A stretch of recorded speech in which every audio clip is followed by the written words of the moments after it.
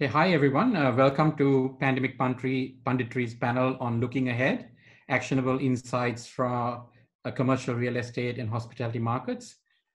Thank you for joining us live on Zoom and on Facebook. Kathy and I would like to take turns introducing panelists from around the world. But before we get started, a couple of administrative items to get out of the way. We'll be having two polls, so we encourage you to obviously participate and we'd like to hear your thoughts on those. And if you have any questions, type them in the questions box in Zoom or in the comments section on Facebook. And we would like to take those questions throughout the session today, so keep those coming. And if you want to direct them to a particular panelist, of course, you can mention their name. Kathy and I would also like to thank Hatch for sponsoring this 10-part Pandemic Punditry series that we're doing. So thank you very much for that, Hatch. Kathy, you want to take over and start the introductions? Yeah, absolutely. Welcome, everyone. Thanks for joining in, and thank you to our panelists. I'd like to take this opportunity to say hi to Mona. She's obviously the founder and CEO of Corporate Edge. So Mona, quick question for you. How did a Hindi and Urdu poet become an entrepreneur? Hi, Karthi. Hi, everybody. Hey. Good evening. So I would say this would be the other way around. It was never a born poet. It was an entrepreneur who changed into a poet. It's the entrepreneurship which made me start writing poetry, and probably thoughts and emotions and a release. And I don't know from where I picked up Urdu, maybe from my great grandfathers coming in. And thanks to technology, where I don't have to pen down anything and it's autotyped through the phone. So usually my thoughts pen down very easily, and it's all Hindi and Urdu. But I love it. It's almost like 70 poems I've already written. And once I reach the 100 mark, I'm gonna get a book published and maybe an audio version as well, because not too many people like to read Hindi and Urdu. So that's where it is. Wonderful. Fantastic. Wonderful. Jeevan, I think Jeevan needs no introduction for the audience in Sri Lanka, but he's the founder CEO of Hatch and Orion City. And Jeevan, the question that we have for you is, what inspired you to start Hatch? What or who inspired you to start Hatch? I think, about 4 years ago, I was very involved in the entrepreneurial ecosystem. And we were basically trying to see what are the needs of the ecosystem. And we conducted a survey through Slascom, my role in Slascom. And we basically found one of the needs is affordable workspaces. And that really was kind of the initial, impetus to start Hatch, which is basically to support the entrepreneurial ecosystem in Sri Lanka. Great. All right, fantastic. Thank you. Lavi, you want to introduce Yash? Yeah, so Yash, has about 30 years of experience in this area. He's joining us from the UK, where he's based out of. He was head of corporate solutions here at India. That's when I met him. And Yash, the question we have for you, one is just give us a little quick overview of your role within IFM JLL, but also for the benefit of the audience, maybe explain what integrated facilities management entails. Just a little quick definition would be helpful. Sure, Lavi. Firstly, I'll thank you for just sharing such a flattering picture of me. That was clearly when I had access to a hairdresser and I had more hair. So thank you very much. I will take credit for that, Yash. Thank you very much. Karthi. Look, I'm the COO of the JLL's integrated facilities management business across EMEA. And I also run we recently acquired an engineering company within the UK with about 4,000 engineers. So I'm also the managing director of that business. As you say, I've been in the business for 30 years, and the integrated facilities business, that's effectively how we manage multiple different work streams to deliver a integrated solution to our customers, be it a small local retailer or a global corporate. So that's the role of service we deliver. And as I say, it's nice to be present in India again. Thank you. Thank you. Wonderful to have you. All right, Mandeep, thank you for joining us. For those of you who don't know Mandeep, he is the president of HVS Anrock. They're the equivalent of McKinsey in the region. And Mandeep, just a really quick question for you. So what has HVS Anrock's role been like during the pandemic and the lockdown? And do you see that role changing or evolving during this pandemic, or post this pandemic rather? Hi, everyone. Thank you for inviting me onto this panel, and a very good afternoon to everybody who has logged in from various parts of the world to listen to us. I hope we can add value and make it worthwhile for all of you. HBS is a global leader in hospitality consulting. I handle the South Asia portfolio for HBS. And what we've been doing really during this pandemic is really trying to decipher the impact that it's having on the region, largely in India. And we've been trying to do a whole lot of reports and analysis of what we think this will do to the industry, how it's likely to impact the industry, and what the industry can do to sort of mitigate or at least help the industry to come out of this through studies that we are putting together of past incidents, which could help in putting together some of the thoughts that the industry could have moving forward. It's a very dynamic situation as the pandemic sort of grows and things are changing and evolving. So we are trying to keep pace with whatever's going on, trying to make it simpler for a lot of people to understand on what could be the likely impact of this. So a lot of work in terms of putting reports out, putting data out, putting some research studies out, and surveys that we're doing for the industry, and preparing solutions for the industry to help them once the lockdown is over. Okay, fantastic. Thank you so much, Mandeep. Lavi, you want to introduce the accidental hotelier? Hi, Malik. Good to have you on the panel. I think, Dilma has put Sri Lankan tea on the market, and it's a global brand today, thanks to the efforts of you and your family.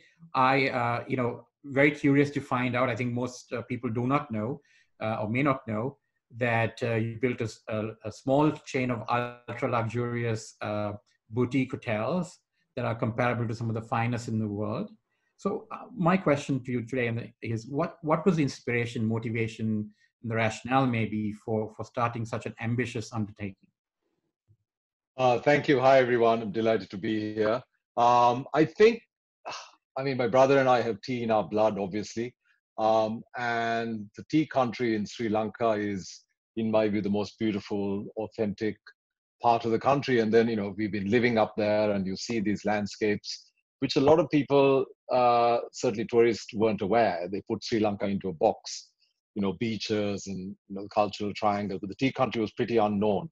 So I saw these colonial, historic tea planters' bungalows kind of falling into rack and ruin. You had one planter rattling around a huge house. So we sort of consolidated some of the accommodation and took 5 of these 5 to 6 room villas and converted them to lodges in the style of Relais Chateau, which is this French association of country inns that are, owner managed, like you might see in New Zealand. Or because for me, that is the vision of tourism that Sri Lanka should pursue, and not necessarily massive big hotels. There's a role for that as well. So it was really the tea connection that led me to the segue to tea tourism, and that worked well. So we expanded beyond that. Mm-hmm. Wonderful, wonderful. So Fatih, hi, thank you for being here with us. Obviously, Fatih is the co-founder and CEO of YohoBed, and he started PickMe. So Fatih, the question I want to really ask you is, after co-founding something like PickMe, which is one of Sri Lanka's most successful companies and also known as Sri Lanka's Uber, what prompted you to start YohoBed? Yeah, thank you very much, everyone. for inviting me and for this panel.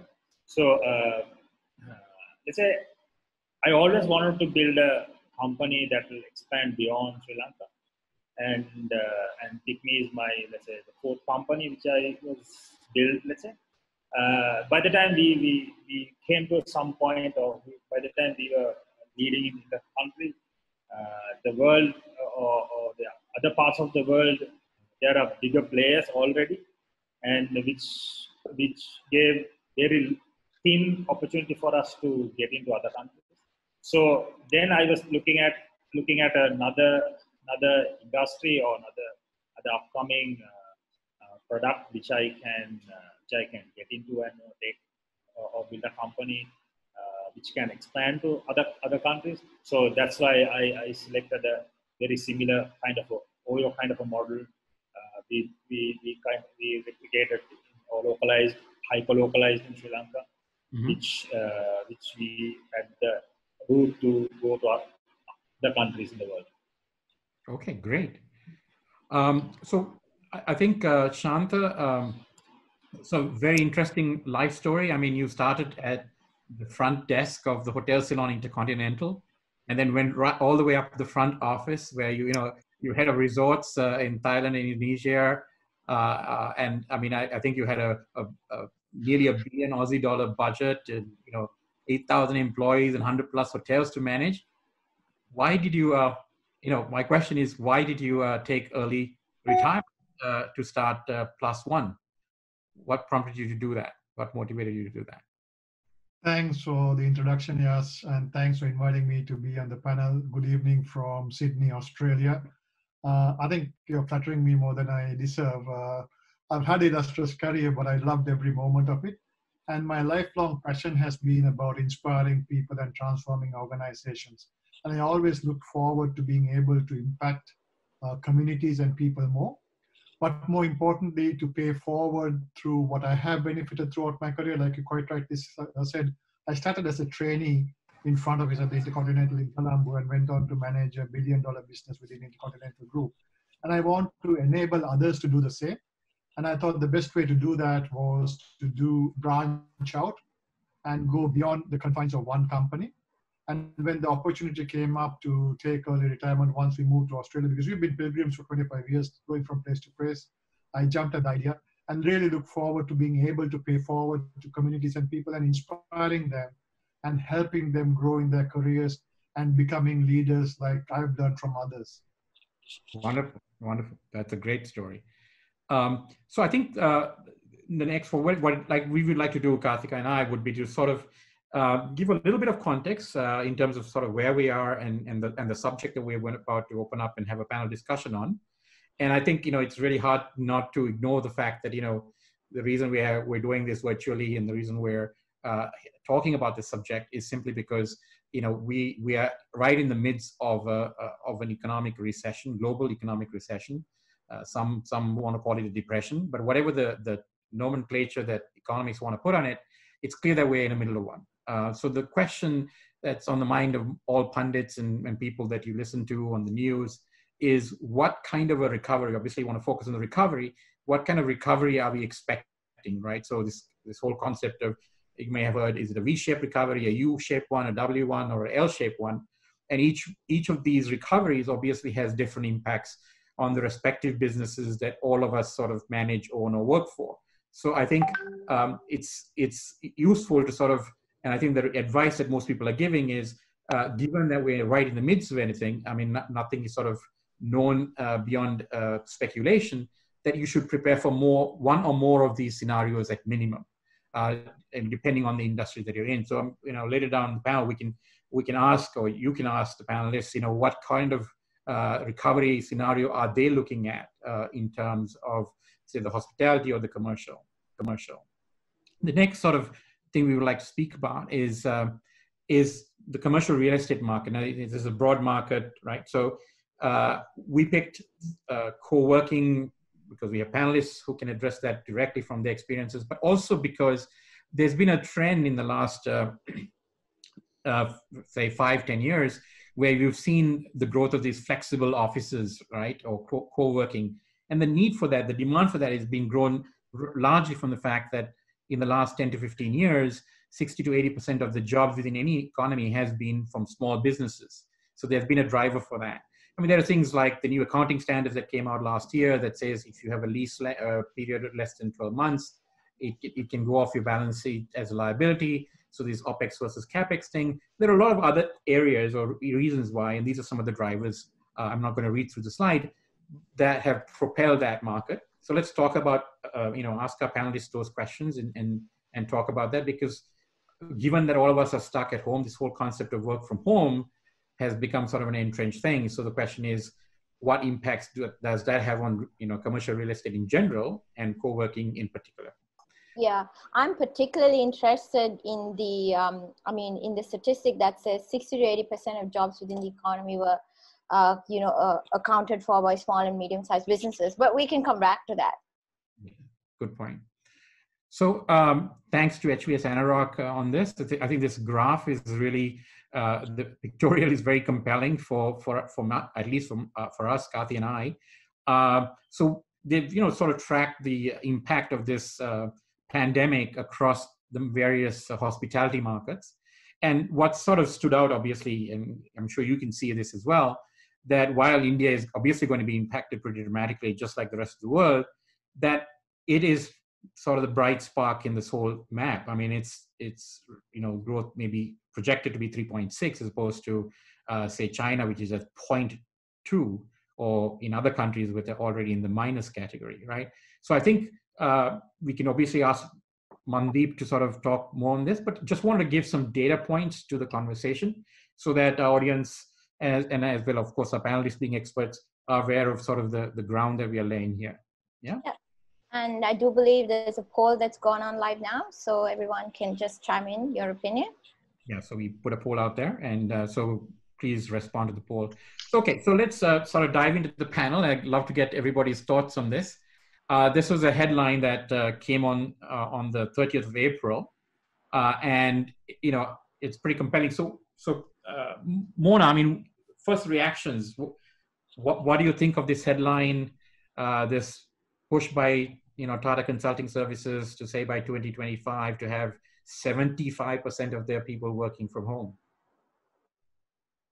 It doesn't scare me at all. I would say offices are there to stay, and it is a very good call from TCS though to have 75% of people working from home, because that's the kind of business they are in and they can very well work from home.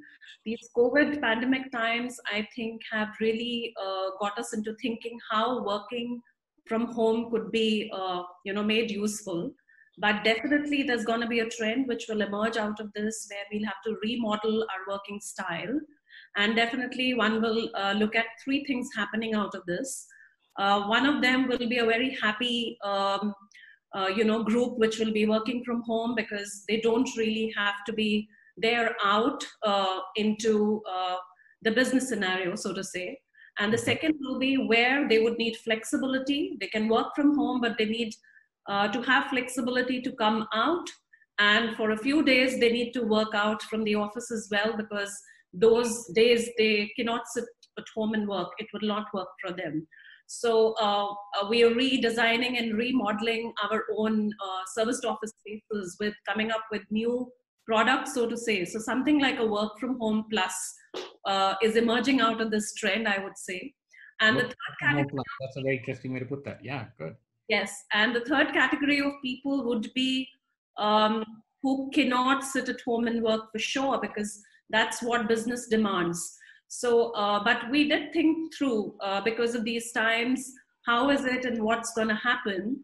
And as I said, work from home plus will be where you reach out to people where they would need flexibility. Then we're also looking at something where people would require a remote HQ, COVID relief remote HQ kind of a place, which will be hubs closer to where you stay. You don't have to travel a lot, but the entire thing of consolidating real estate space and having everybody sit out of one office will not be there for times to come now.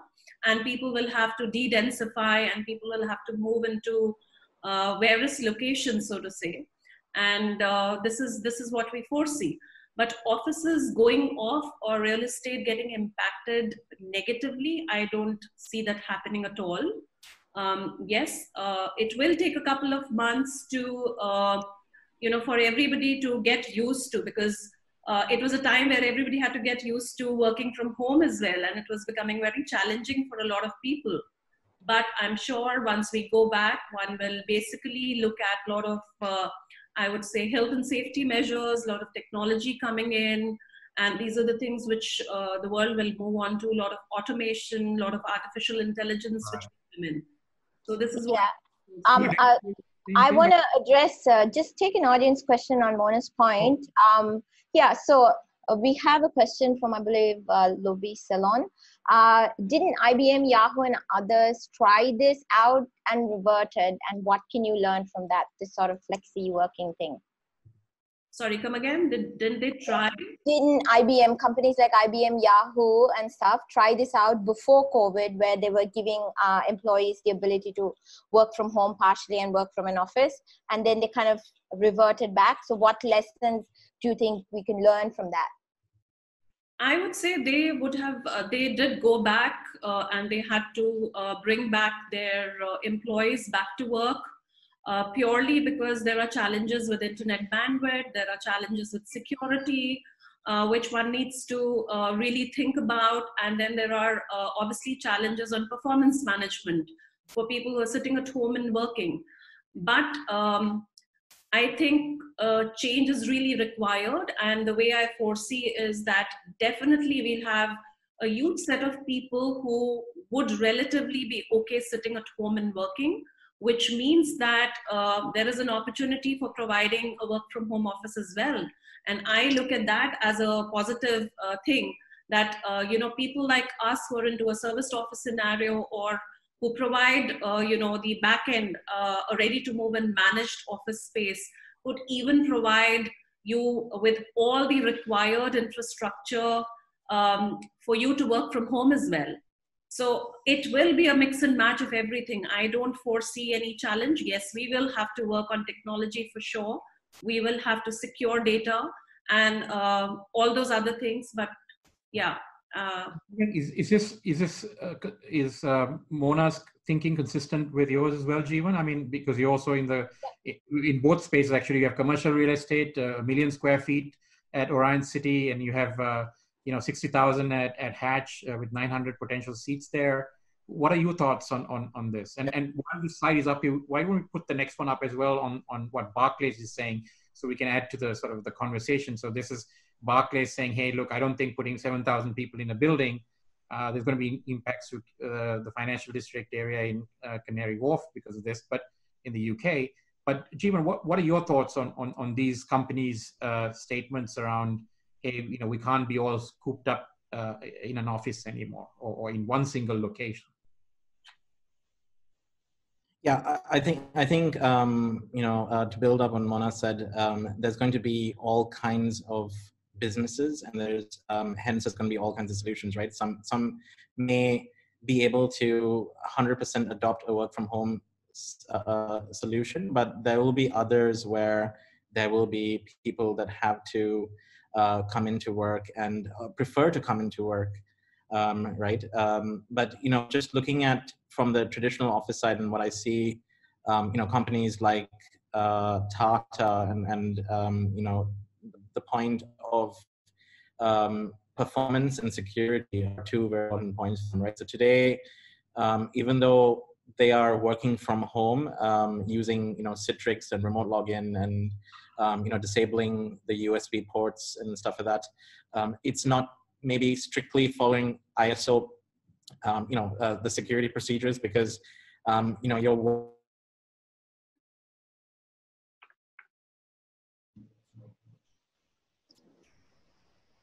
Did we lose Jeevan there? But there was also... Yeah, it looks like we lost Jeevan. So he'll come back on. There was also a question from the audience asking, is the open plan office, and I'm sure all of us have worked in one of those or is a part of those, is the open plan office dead? And this is from one of the audience members on Zoom. you know, Hello? it doesn't have to be the real estate people on the panel, but what are the other panelists' thoughts on the concept of this open office, which was obviously, so I mean, there was somebody who also told me the other day that, hey, this may be an opportunity for commercial real estate to actually grow, because with social distancing and these new rules about, you know, open offices being not so great, you know, will the old big cubicles come? Will the offices come back? And therefore you'll need more space, not less space. So Jeevan, that's what we were asking, whether, you know, these open plan offices, was the question, are those open plan offices dead now, Jeevan? And, you know, are you and Mona considering, you know, rejigging some of these things, or are you relying more on sort of the safety precautions and things that you're doing? Because I mean, that's a big ask to sort of redo a building is not an easy task. Yeah, sorry, I dropped out. Can you hear me now, or? Yes, Yeah, we can hear you, Jim. Okay. So as I was saying, I think, you know, looking at kind of companies like TCS and, you know, what their requirements are, it's really around performance and security. And I think performance we can solve. You know, there are various ways when you log into an online system where you can solve the performance side of it. But security is an issue, right? So I think if you look at you know, there are ways now you can remotely log in to Citrix online. You can do the submits. You can do the removing the USB connections, etc., on the computer. But I think in the future, there's going to be more technology being used on the security side. So there's going to be obvious access into your video camera at home to monitor how many hours you're putting in front of the computer screen, right? Then there's going to be stuff like if you're using using recognition. So if you're moving your mobile phone to take pictures of a particular, you know, confidential information, the screen cuts off. Or if there's someone looking over your shoulder, you can use, again, AI and stuff like that to really address the security concerns of you know, going online. So I think that's a huge opportunity right there, right? How do you provide security for people working from home for you know, these kind of companies? And also, I think going further, I think, you know, on the performance side, I think you want to enable your employees' performance wherever it is. And I think employees at some point will want to go into a community and be part of a productive community where they can have discussions and stuff like that. So I really think if you're able to provide community access, whether it's closer to the places where they work from, or if you're able to provide that kind of expertise or, you know, that enabling environment, whether it's from a co-working space or whether it's online, I think that's going to be a huge area of focus as well. So I think providing that. Let me put a question that actually maybe the hospitality experts also can answer. Karthik, if you mind putting the Marriott and the Airbnb thing up there. So I'm, you know, so if you from a COVID standpoint, so the hospitality industry is obviously sort of saying, okay, I mean, how do we ensure that, you know, with high throughput, in this case, you know, they at least stay a night or 3 or 4 days or a week in the same place. In your case, you know, hot desking means they could be, you know, just a day there. But so they're putting new guidelines as Airbnb's come up or is proposing some guidelines. Marriott, which is doing this, you know, everything from disinfectant protocols to hand sanitizers and all kinds of things that they're doing. I mean, is the you know, to assure people that the spaces are clean? Are we looking at, you know, new HVAC systems? You know, sort of taking out the bad air, you know, opening out the windows, that kind of thing. You know, using, you know, sprayable nanotechnology stuff. So I mean, these disinfectants are great, but you could also actually spray stuff on surfaces. And I think there's a Sri Lankan company that's done that. Swintech, I think, has done that, where you can actually put a coating, a nanotechnology coating that repels these microbes. So, you know, there's obviously a technology solution. So what impact, I mean, Mandeep and others, you know, is this, I mean, how are you going to get customers, whether they are going to a co-working facility or a commercial office or to a hotel, what are the new standards of hygiene and safety and sanitization that you're thinking about, and what specifically, Mandeep, are you recommending that people do? And then please, Fatih, as well as, I know Fatih, you probably have some challenges because you're like the OYO for Sri Lanka and the world. You're working with partners who are very much like Airbnb, who are not traditional hotels. So how do you make sure this happens? And Yash, I think there's an opportunity here from you as well. Would you need somebody from integrated facilities management to sort of see whether this stuff is done properly? So this is not a core expertise of hotels, I would think, or co-working spaces. So somebody in facilities management, is this something, there's an opportunity for a company like JLL to sort of say, hey guys, we've looked at all the world standards and we can come and audit this. We can actually provide services around this. I don't know. I'm not putting it out for discussion. Anybody? Shall I go first? Definitely a new standard in hygiene will evolve. I think there's going to be a lot more awareness and need for hygiene. And also, I think future travelers are going to look for that assurance. And that's where the brands will have an advantage of providing that assurance from a global perspective. I think cleanliness will need reinvestment. Systems will need reinvestment.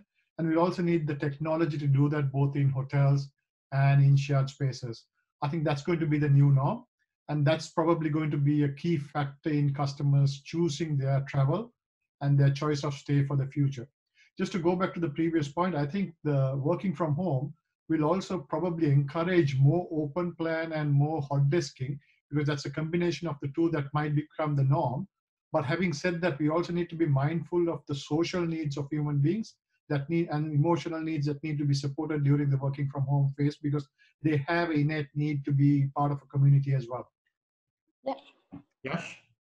Yeah, certainly from cleaning standards and cleanliness, hygiene, etc. Clearly, it's going to change. But if you look at behaviours and how we need to manage maybe the next 18 months, I think there is an opportunity to establish a standard for different types of workspace and different types of, for example, would the same standard apply in a reception area as it would in a lift lobby, within a lift, in an office, and so on. So I think there are some common sense things we can all do. I don't think we need to make a science out of it. I think it is common sense. You clean the dirtiest areas first, the areas with the most touch points first. And we've certainly seen, customers in the UK in particular, looking at, different methods to, how do you use a lift and how do you push the buttons on a lift? How do you enter a lift? What's the separation in lifts? So I think the cleaning standards will definitely need to ramp up. But I think in the whole scheme of things, I think it will be short term, the next 12, 18 months, until we can get some real vaccine out there, and maybe longer. But frankly, I would say I don't think we need to over-engineer this. We have everything we need to do this. You need to find and agree what's the best solution for your space and apply it accordingly. Yeah, I'd like to actually hear from Malik as well, if he's open to commenting on this. With a relay chateau type model, Malik, how do you kind of foresee? Obviously, it's already exclusive. So from that point of view, you're probably better off than the larger chains? Yeah, I mean, our resorts are generally, relay chateau resorts are isolated. They're in rural areas and consumers are craving a connection with nature. So there is that built-in physical distancing also is already there. But the issue is the connectivity, obviously the air travel, the internal travel, how you connect all the dots. Now, if we assume that we have this level of infectiousness, this level of inability to deal with the pandemic, then on an ongoing basis, then obviously we've got to do all this re-engineering, which is going to cause massive disruption. But I really feel that, this kind of pandemic we really weren't geared for. I think Bill Gates, there was something I saw about him warning about this back in 15 or 16. The amount of money spent on dealing with something like this is tiny. The White House shut down their pandemic office. So I really feel that, we can plan for all these things. But as Yash said earlier, I wouldn't overthink it for the moment, because, if we put 2% or 5% of defense expenditure into science, into fighting the pandemic, it could be a very different situation 6 months from now. So we can plan, but if we have to operate the way people are envisaging, things are going to be pretty miserable. Things like more people working from home. Okay, we all know that, working from home, McKinsey, I was reading somewhere, says that deep work, when you're not in an office, you're 5 times more productive. So there may be other reasons why that move to working at home, and the fact that you've had in 5 or 6 weeks, 5 years of innovation has cascaded forcefully into 5 weeks, like the tea auction in Sri Lanka. For the last 150 years, it's been done the same way. The last 10 years, they've been trying to automate it. They never succeeded because the seniors, refused to get in front of a computer. But because of the lockdown here for the last 5 weeks, we've had 2 auctions that very successfully took place online. So that innovation, I think, is a good thing. But I honestly feel that an impediment to this is that you've got all these populist leaders, I won't name them, 3 or 4 of them, who essentially don't believe in science. But if you have more of the Merkels of this world, probably 12 months from now, you'd have a quintupling of investment in science. And I think we'll get on top of this thing.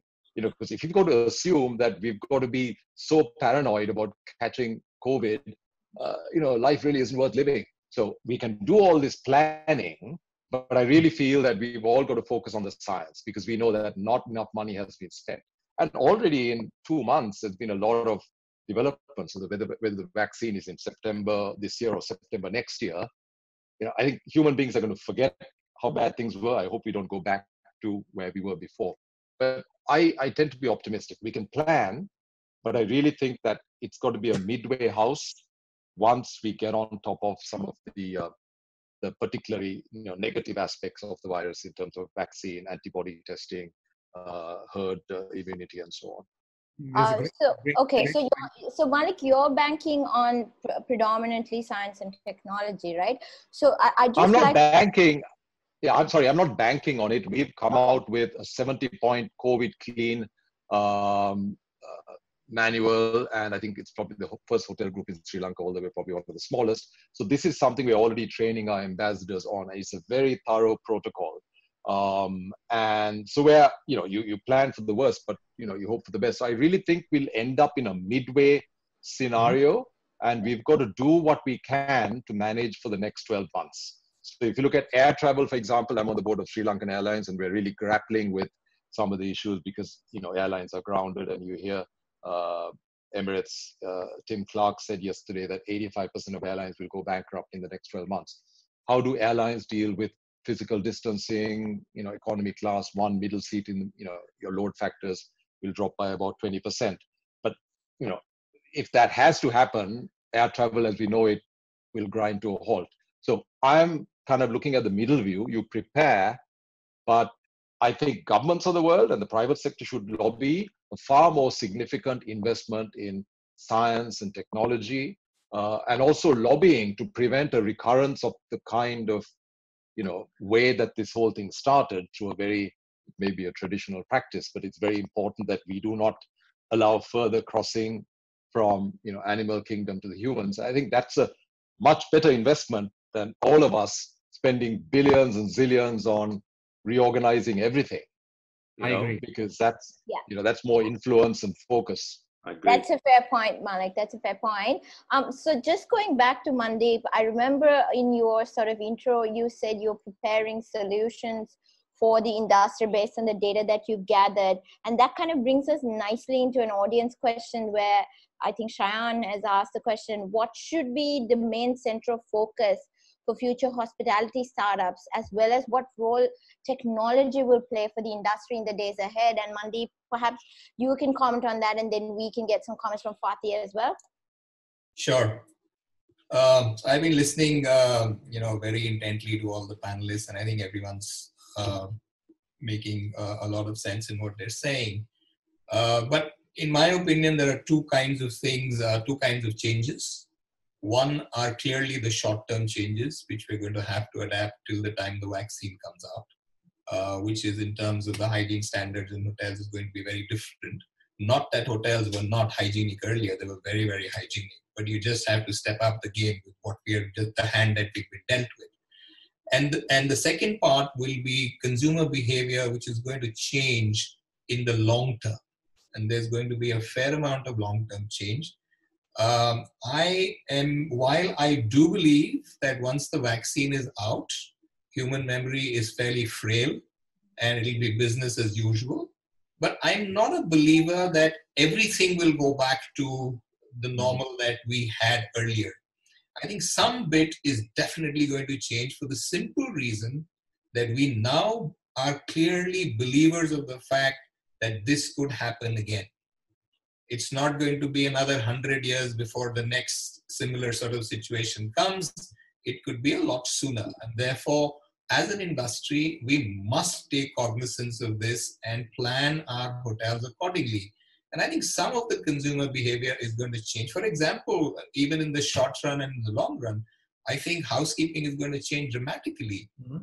Business hotels, for example, where the average length of stay is 1.5 days, 2 days, I think that the consumer is not going to want housekeeping. He won't want his room to be serviced or his bed linen to be changed or even his bath linen to be changed if he's staying one night in the hotel because he doesn't want anybody to come to his room. So, evening service is going to be dead and buried. No one's going to come to, kind of fold your bed, bed sheet or your quilt. That's not going to happen any longer, or just freshen up your room. So those kind of changes are certainly going to happen in the SOPs of hotels. I think hotels must also learn that they need to become less cost intensive. They need to have fewer people working, especially in the Asian context, where our staff ratios tend to be much higher. We need to bring our costs down. We need to rationalize, the whole operation of the hotel, given the situation that we're in and how these things are going to unfold or could unfold in the future. Coming to technology, I think technology adaptation, and I've just done a story for Hotel Magazine in the US on trends that are going to happen post-COVID. I think we will see technology adoption in the hotel industry like we have never seen in the past. This is an industry which has been very slow to adopt technology compared to other industries. And this is going to be the turning point where you're going to see huge amounts of technology adoption. In my mind, those fantasy stories or visuals that we saw where robots were delivering room service is a reality. It's going to happen as soon as 2020. Mark my words. And it is something that you will see happening.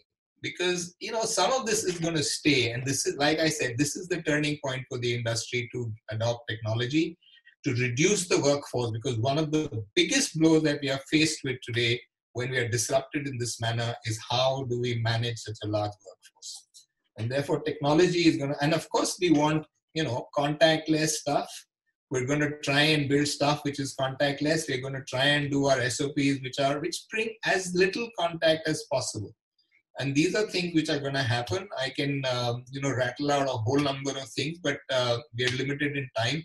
But suffice it to say two things. There's going to be a short-term impact where I think, like Shanta said, brands are going to play a very important role. The equity of brands are going to be very significant when the customer is making his choice. There are going to be challenges for the aggregator business, the Airbnb kind of model. There will be some challenges because the customer is looking at the security which he's going to get from the equity of brands who display that kind of confidence in the customer's mind. So that's the short-term bit. The long-term is that we're going to have to adopt technology and we're going to have to change some design inside our hotels for the longer term. And this is my take, stepping out in the future with what's happening in COVID. So we've done, just to complete this, we've done a sort of, again, an SOP on what hotels can do once they open their hotel for COVID, the reopening of hotels and what they can do. We've also done a sort of a guest manual, which you can hand over to the guest to know exactly what to expect when he gets into the hotel. What are the changes that he can expect when he gets into the hotel? Because it's no longer the same hotel that he used to visit. And he will also have to make some changes as the hotel makes the changes. So I think Fatih might be jumping a bit to get in here for that comment on that Mandeep made about the aggregator hotels, right? And the brands having a better time. Fatih, what is your reaction to that, and what are your plans sort of? So let's say being a tech company and working with small and medium SMEs on hotel sector, it's actually giving us quite a lot of dynamics and a lot of benefits and disadvantages as well. Right? So, but how we have thought through all this area is, let's say,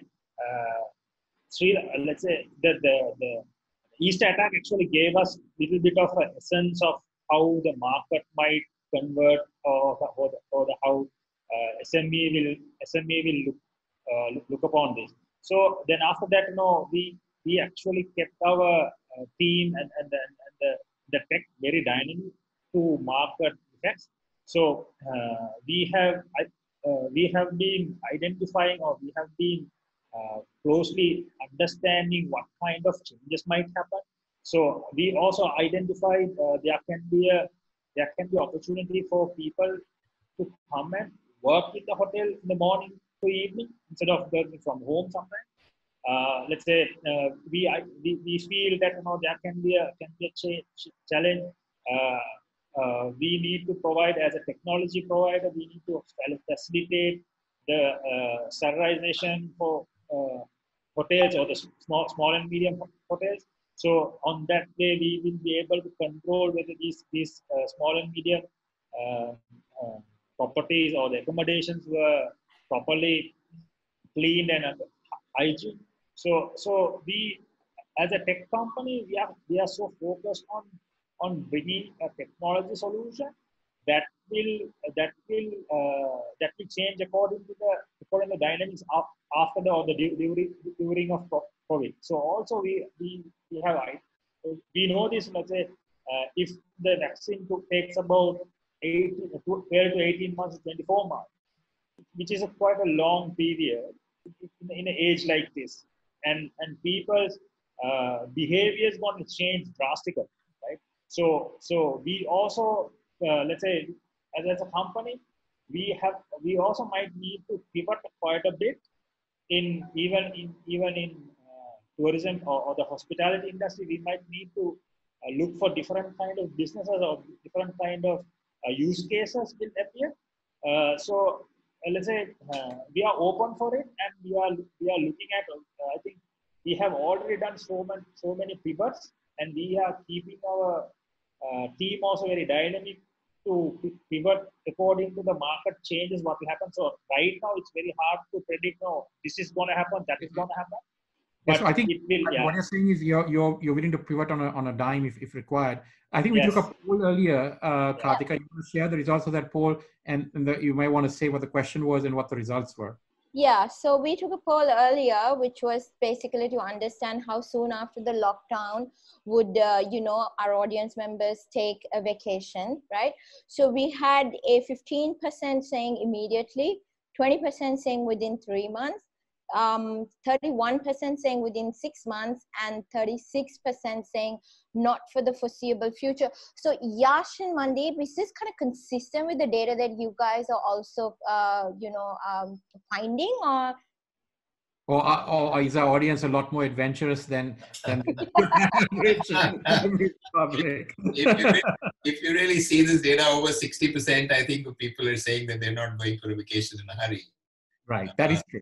And just as a comparable trend from the real estate sector, we did a survey of when the restrictions were taken down, of the relaxation to the lockdown in Europe, how many people should come back to work, and I think our clients came back with saying only 35% needed to come back to work, because other work could be done at home.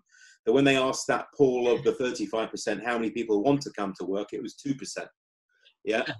So, I think there is going to be a slow comeback, and it's about, I think, communities like ourselves giving our occupants and our customers confidence that it can be safer, but I don't think it's in our hands.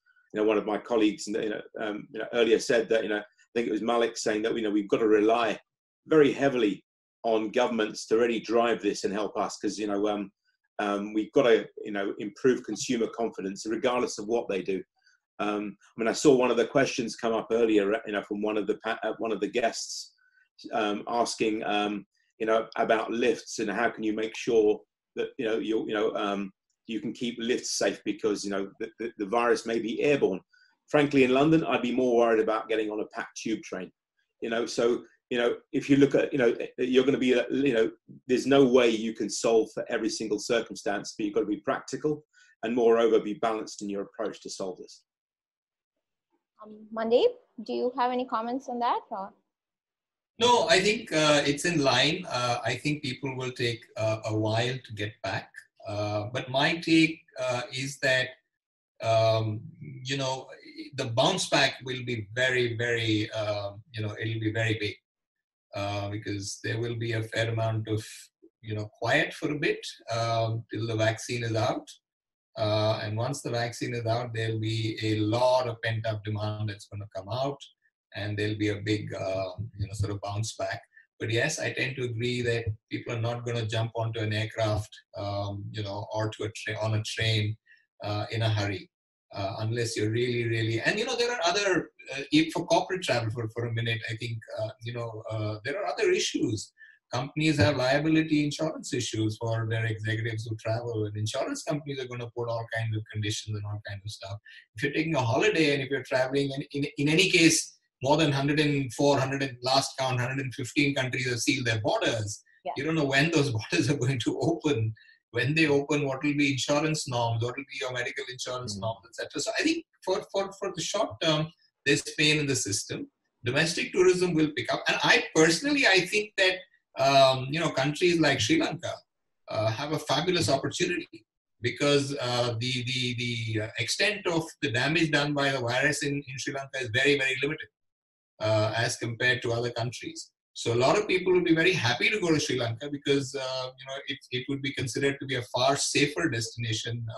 So I think Indians, for example, although we are your largest market along with the Chinese, I think the Indians would be sort of looking at getting into Sri Lanka because that's a safe destination to go to. It's international and, you know, almost like a domestic flight, you know. I mean, from Mumbai. Yes, it's a short haul flight, which people are sort of you know, happy to take, and this is for the benefit of friends like Malik, who run those kind of wonderful businesses, boutique hotels. I think those are going to be the beneficiary of this. So I'd like to ask. I agree. I mean, yeah. Sorry. Can I make? No, I mean, I fully. Sorry, go ahead, Davinder.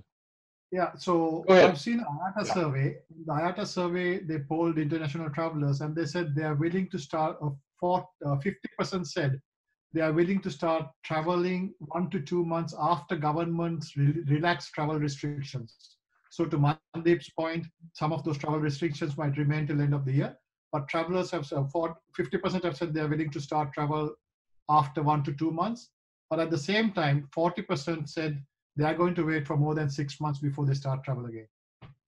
So then, I don't know whether anybody saw this thing from on the news today. Sicily, is saying that they will pay 50% of your airfare, 1/3 of your hotel stay, and also all admissions to museums and things like that are free. So they're really, yeah. So hey, I'm waiting for the fine print. But this may be time to go visit Sicily. Yeah, but Lavi, to your point, I feel like there's a common theme evolving here, and that's how do you sort of lobby or influence government? So one of the things I'd like to ask from the panel is, like, if you were given a clean slate, each of you as industrial leaders, what would be your 3-point plan that you go back to your governments with, to Modi or Gotabaya or whoever? And what would you influence? I mean, what is your ask here, right? Yeah, what is your ask? If you said, I think Malik said, put money on science, but if you as industry, what would you ask for? No, but I think, you see, we've all had this lockdown for 4 to 5 weeks, which is a so-called hammer. Now we have the dance. Now, there are so many potential scenarios. Do we have a second wave with the onset of the European winter? The lockdown was really to allow the medical services to get on top of the situation, get PPE, testing kits, and contact tracing refined. Right. So their work, apart from some countries which didn't really have the lockdown, in many other countries where it was very strict, really it was like stay at home so we can just get ourselves organized for the dance. So the dance is where you're flexible. You see an outbreak here, community transfer here. So I really feel that what happens after the lockdown is lifted and semi-normalcy returns. So here they're looking at government service 20 to 30% turnout, and they're saying that even though the curfew is lifted, depending on your ID number, if it's an even number, you go out on a certain day, odd number, because they just don't want things coming back to normal. And there is then going to be a period of a very kind of dance to see if what might happen. There might then be another further lockdown. A lot depends, because science and those controls have to work in tandem.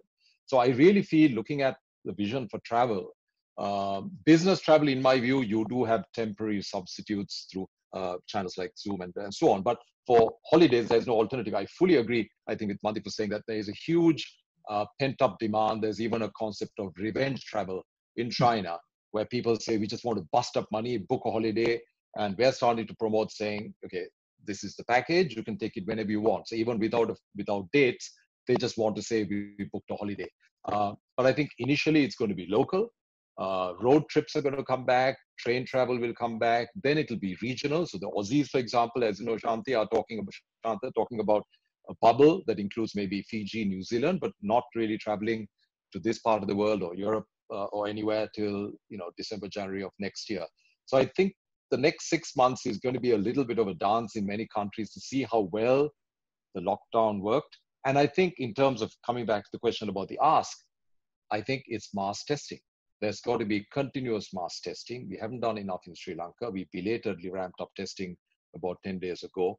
And also surveillance and using technology in terms of contact tracing, because there is a risk that this thing can come and bite us again before the vaccine, once colder weather comes in. So I think people are going to watch and see how the post-lockdown, because people shouldn't think that the lockdown means the problem is over. The lockdown was simply an opportunity for governments and health services to rebuild themselves for the work ahead. It didn't eradicate the problem. This is an interesting question, I would say. I definitely would want to get in touch with the government in these times, and especially for industry like ours, which is a service to office industry. And since I look at India as a destination where there will be a lot of opportunity for investment, so to say, and I actually foresee future where there will be a lot of companies who would be wanting to shut shop in China and wanting to invest in India.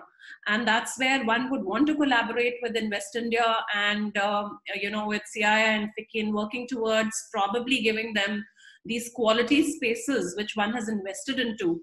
And obviously coming up with more thoughtful reforms as far as liquidity is concerned, because one will have to relook at real estate from a very different perspective altogether. One will have to relook at the leases, because a lot of infrastructure which is there, and there is quality infrastructure, there are marquee buildings which are available, and so much already invested in through the operators as well. So one would look at, I think, a lot of help coming in from new reforms set up, wherein one will have to probably collaborate and look at a win-win kind of a situation for everybody.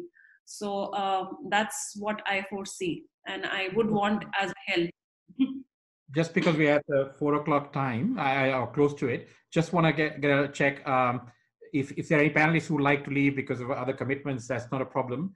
We're happy to sort of take additional questions. There are two things we want to quickly share and get comments on. The poll results, have you shared that, Karthik, already? Yeah, so we ran another poll, and I'd just like to bring up the poll results. So we asked our attendees, are you a proponent of working from home as a new norm going forward? And 68% answered yes, and 32% answered no. So again, thoughts from the panel? So here's my take, although this is not necessarily my area of work or either my expertise. Mona is more adept at answering this. But my take is that this work from home is a bit overrated. And we've all experienced it. Women, do you agree? In the last, whatever, in my case, it's been 50 days that I've been at home. The first thing that I ask all my colleagues during our Zoom calls is that what is it that you're really looking forward to doing once the lockdown is over? And everyone, the single answer I get is to get back to work in the office. So I think this work from home is slightly overrated. It's good for a short period of time or occasionally when you want to do that for a change. Over a long period of time or on a sort of permanent basis, I think it has a host of challenges. It's not something that's gonna bite for very long. Also, there are other challenges. I don't know about the rest of the world, but in India, and I presume even in the rest of the world, we don't have homes that are conducive to working from home. What if we are all dual income families in the younger population? Both people are working out of home. They have parents living with them. We have small homes. We don't necessarily have the areas identified from where you can work from home. There are a whole lot of host of issues, and I don't think we want to be in each other's hair for so long through the day. We want to get out. We want to meet other people. We want to have the banter that we have in the office, which we were talking about just before we started, which Yash and I were talking about. It's the banter. It's that whole atmosphere that creates all the difference. And home can get to you. It may be our favorite place ultimately, but I don't think that it's something that adds up very well from a long perspective if that's going to become your workplace. It's interesting. It'd be great to do a age profile of that 60-40 split, wouldn't it? Because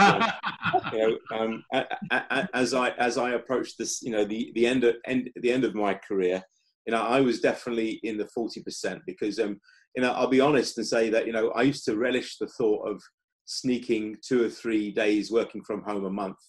Now I can't wait to get back to an office because it is that banter. It is like what we're doing now, that fun time when you're sitting here on your own. You've got you haven't got many friends around. I think if you look at the whole IBM Yahoo question that came up earlier, it didn't work. Yeah. It didn't work. To get the right levels of collaboration, productivity, innovative thinking, you have to have people working together.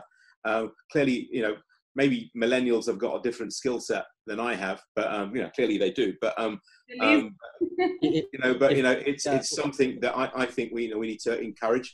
I do think as soon as there's an opportunity to go back, people will rush in their hordes to go back to an office. Yeah, Jeevan, you were trying to say something? Yeah, I think there's going to be, I think long term, there's going to be a balance, right? As I mentioned earlier. So I think people are still going to work from home. I don't think that's going to change.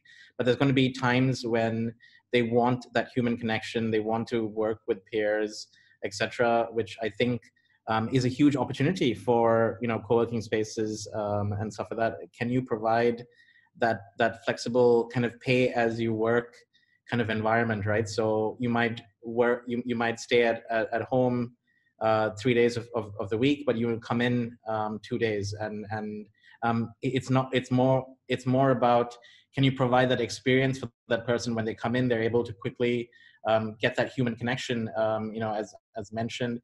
Can you then provide services on top of that? Just make sure he has his perfect cup of coffee available, etc. So I think it's really along that customer experience and stuff like that co-working spaces had to think about the customer experience and the community aspect. And technology is going to be that enabler that makes sure that we allow them to come into a safe, protected, and also enabling environment.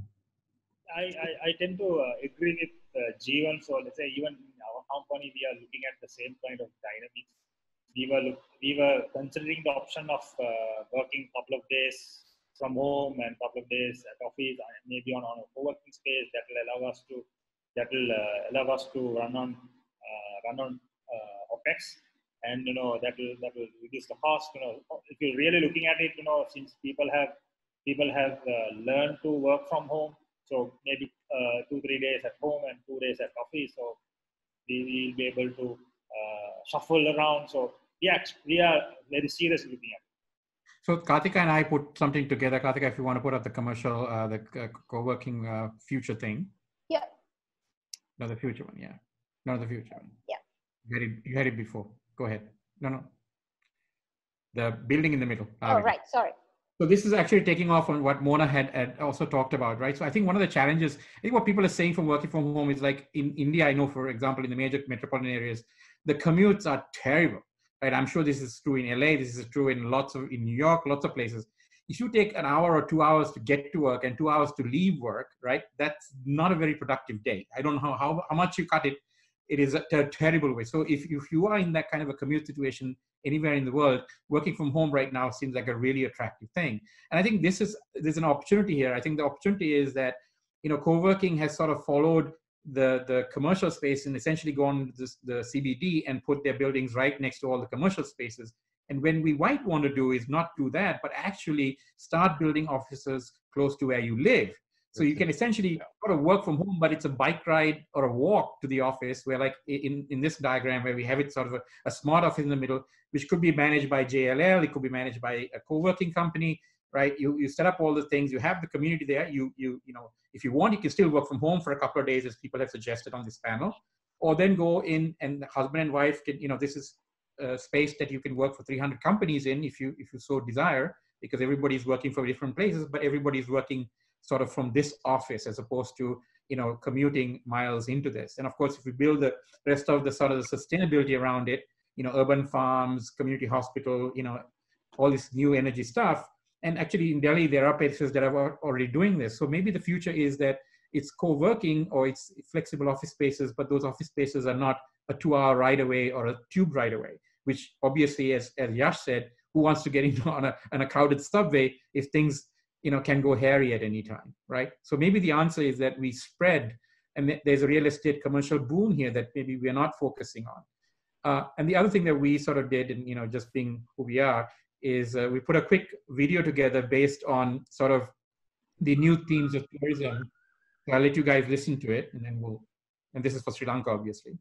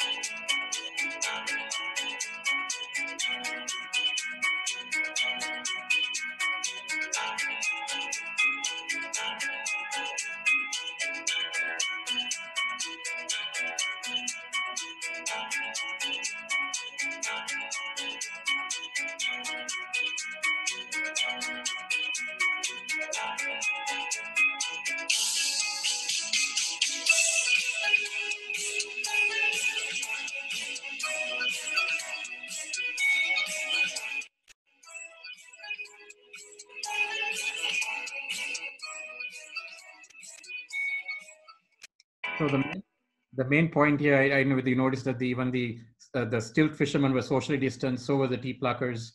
I mean, the thing we're trying to communicate here, I think, was that, hey, look, you know, Sri Lanka is, and I think Mandeep said this best, is one of those countries where, you know, you don't have, you know, it's not like Bondi Beach where it's got thousands of people in a beach plunked with each other. You know, we really do have beaches that are essentially, you know, not full of people. So I think this is something, you know, we could use to pivot. We just wanted to throw some things out there just so, you know, there's a future, and I think the future will involve a lot of innovation.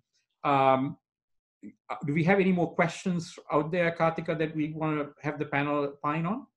Yeah, we have a few, Lavi. I'll just pull those up now.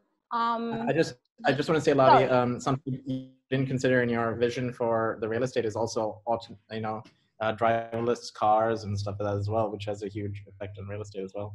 Yeah, and I mean, in our research, we found out that Bill and Melinda Gates has something called an omni processor, and it takes solid wastewater, gray water, as well as sewage in there, and it produces biothermal energy, I mean, electricity, clean water, and ash that you can use for fertilizer. And these are very, very inexpensive devices that are going out there. They're now all over Africa. So, you know, if you want to Google that, it's called omni processor, and they're very low cost. So you could sort of do these sort of self-contained communities. Another thing that, even a Sri Lankan company called Sarakitha does, when they deliver their produce, they have a technology called Tracify. You can actually trace, who plucked the vegetables, who packed it, right? And then there are companies like Vega that's doing ozonated water. So you could actually use ozonated water, which has no harsh chemicals. It's just water with ozone, which kills bacteria. So if you say, look, in my hotel, I wash everything that comes into the kitchen with ozonated water, right? I mean, these are not, high cost things. We're not trying to boil the ocean with technology, but if you tell the person, hey, look, here's my menu, and if you click on it, it will tell you where your potatoes came from, who plucked it, and when they plucked it, and when it came to the hotel. I think it shows, it's marketing, right? It shows a whole traceability component, right? And so we are keeping track. We know everything that hit your plate, right? These are little things, these are not expensive things, and that technology already exists. So it's a matter of, as Mandeep said, I think both the real estate and the hospitality have been industries that have been laggards in technology adoption, right? So I think that's another thing that we were suggesting is, if you were a co-working space, you could put a wearable device on your wrist, right, that keeps constant monitoring of your temperature throughout, and even if you leave. And contact tracing is seamless. So if somebody does get a fever, you can say, hey, look, who was the person in this building? Where did they go? And that's a seamless process, right? You could also have thermal cameras set up. I mean, there's a whole new panel on the 15th on syndromic surveillance that we're doing, which talks about the privacy and individual rights. But there is technology out there that can track people's body temperature right throughout the hotel. So it's not stupidly scanning somebody because they could get a temperature 25 minutes after you did that. It's the constant sort of surveillance of it. But everybody's assured, hey, look, if somebody, a guest or a person in my office gets a fever, I will know about it, and I will trace you and make this easier. It's a little bit of reassurance. I mean, everybody's risk profile is going to be different. Yeah, absolutely. So just segueing from all of that, Lavi, we have a different sort of a question coming in through the audience member, which I thought would be good to address, where Mohammed Umar says, like work from home, will the education system also change into study from home? And if the panel has any predictions? I'm guessing, if I may, I mean, I've got a 10-year-old daughter. I mean, it's already started for her. She is, I mean, she definitely wants to go back to school, but, it's definitely there. It was amazing how quickly the school was able to turn around their curriculum and able to provide home working. And it's, from what we can see, it's working well. I'm not sure my daughter enjoys the presence of her mum standing over her shoulder all the time. It's going to depend on the age group, but I can definitely see no reason why that we shouldn't. But certainly when you look at a child's development, they certainly need to be around people. Sure. And we have a question from Malik from Akil. It was mentioned that the flying industries will cripple and that some companies would go bankrupt. Do you think that the airfare would spike? There was recent backlash about the ticket fare for students and people overseas to return back. I think pretty definitely. I mean, that backlash was misplaced because when you send an aircraft absolutely empty one way and you bring them back with a huge amount of controls, obviously the cost goes up. And even then that's a break even or probably a slight loss. But I think a lot depends on this middle, first in business, obviously no significant changes, but it's the middle seat in Y class in economy that's going to have a huge impact. So if airlines have to fly on that basis, definitely economy class fares will go up. Then with the lack of competition, with maybe a third of a quarter, maybe half the airlines going bankrupt, then you have less competition. So I think economy fares will go up. The level to which they go up really depends on what safety protocols are important. Again, once the vaccine comes in, then it could be back to normal, if you could ever call it normal. So yeah, the answer I think is yes, the fares will go up for the next year or 18 months. Okay. Lavi, do you still want to keep doing questions from the audience? I would like to ask the panel if they are okay for doing that for another 5 minutes maybe, and then we can, Yash is okay? Yeah. Okay. Yeah, Mandeep, you okay with that? Or I'm good for the next 5 minutes. I have a 5:30. Yeah, great. 5:14 now. So. Okay, so let's take two quick questions and then we'll call it. So we will have a quick question for Fatih from Haya. Can a startup like YokoBed hang on, sorry, Yohobet or Yohomart work from home? Yeah, I think because we were really planned to do the work from home, because we have a tech component, we have operational component, we have a call center component. So, but we planned it really well to work from home from the next day of the lockdown itself. Everyone is working from home. The contribution is great. That actually allowed us to pivot from hotel business to grocery business within a week. And Wow. And the decision was taken in a day, and the whole tech build certain things within 24 hours, and we started selling stuff because we want to survive in the market. So actually 24 hours turnaround, but within 1 week we were able to plan our stuff and get it right. So because everything happened when everyone is working from home. We are a 40 people company, and we had acquiring teams, we have sales team, call center team, IT team. So IT team came up front, and they taught everyone how to work from home, and it worked like magic for us. I mean, it's great to hear about a quick pivot like that. What's the next question, Karthika? Yeah, from Karan, from Mona. How are you managing your customers during this period, and what is the message you are sending across to all your customers? And probably Jeevan can chime in as well. And why don't you put the WeWork slide there for a second? Yeah, let's do that. Because this is what another co-working company, obviously world's largest, put up or sent on was on LinkedIn. So Okay, this is what we're communicating. Yeah.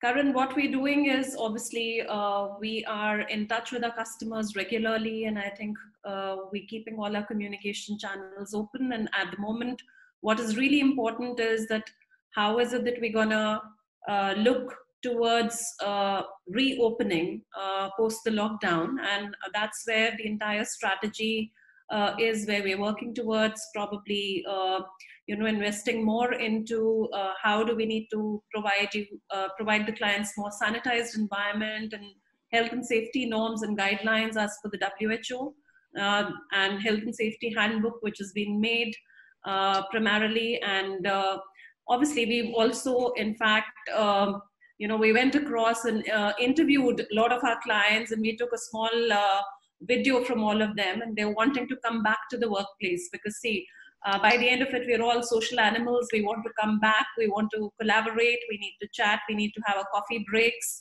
That's what is important. Everybody is really looking at coming back at work. The dynamics are such that one needs to partner and one needs to really work together as a team at this moment, along with our in-house clients as well as the developers, who are the landlords basically, since we are the tenants in the buildings. And we need to work towards a way where it becomes a win-win. So that's what we're doing. Jeevan, you want to chime in? And after that, finally, I have a question for Shashanta. Yeah, I mean, we've been very, very fortunate. We have a wonderful, supportive community, and we've said, hey, we're in this together. Very similar to Mona's experience. Most of them want to come back and really, have that hatch experience, which has been, just together, that sense of community, that sense of, hey, let's work together to build something greater than ourselves. So I think that experience everyone wants, and we've just been constantly in touch with them, giving them as much value as we can from working from home with, great things like this. And thanks to you guys for enabling that. And I think, going forward, I think we've made sure that once they do come back to work, that they feel safe. So we've now set up a whole bunch of seating in the auditorium, because we don't see our plan is to do a lot of seating in our auditoriums and other spaces, so we can provide workspaces with distance, etc. So to just make them feel safe and comfortable if they do come back, and just welcome them back with open arms, and really then work on a whole other level of service, providing technology, and then maybe enabling that whatever they want to do from home as well. Sorry, could I maybe chip in? Can I maybe chip in? Absolutely. Go for it. Yeah. Yeah, I think there's a great opportunity to find out what else you can do for your customer, because they all need help. Yeah, and there's all sorts of things like, if you look at the amount of vacant space out there, if you look at big land, institutional investors who've got space, empty space, they're worried about the quality of their assets, how do they maintain their asset conditions. I think there are so many smart technology type solutions out there which could help. So be creative, and I think you could shape something quite special and sustainable in terms of an additional revenue line to help your customer. Not only just the revenue line. Please don't try to profiteer in this time, but provide something which helps them protect their asset. Yeah. And just before we wrap up, Lavia, a question for Shanta. Early on, you mentioned about enabling people and paying forward. In this sort of situation, how is Plus One sort of helping enable people? I think it's about supporting people at this time. I think this time more than ever, leaders need support. They need sounding boards. They need people to be there to advise them and share experiences. So we've noticed a huge spike in online coaching and mentoring and leaders reaching out. I think the isolation has created more need for that connect with people. And what we do is to provide that support services to leaders as a sounding board and guidance, and also consulting from through the communication channels we have without being on site. So it's about helping people in their leadership journeys and in their work to be better at it, and also provide them guidance in managing their workforce in the new environment.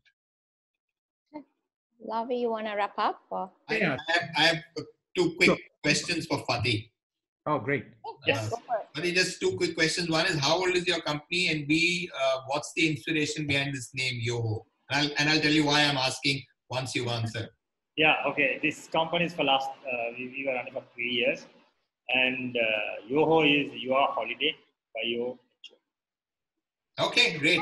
The reason I'm asking is, by the way, I need to, there's a disclosure. I have Yoho registered in India, by the way, as something that I was planning to do in the co-living space. Okay. And Yoho stands for Young Housing. Housing. Ah, Okay. I was very intrigued Cool. when I saw Yoho. That's the reason I asked. But So when you're expanding to India, I know whom. Yeah, exactly. Yeah. But the great news is You'll have a home. I never went ahead and did, unfold that plan, and you're obviously doing a great job. So Thank good you. luck to you. Yeah. Mandeep, you could have a Yoko. Yeah, absolutely. Well, I've been very, very intrigued with both the co-working and the co-living space, and we'll catch up. Most welcome. So just Karthika, the last slide, I guess. So thank you, everybody. I think we've maintained some amount of audience participation as well, which was our intention. So thank you all the panelists for taking the time out. It's incredibly hard to put one of these together because there are a lot of webinars going on. So I'm glad you made it. We have a new panel coming up on the 8th at 8 p.m. because at a lot 8 of people are p.m. Sorry, it's not at 4 today.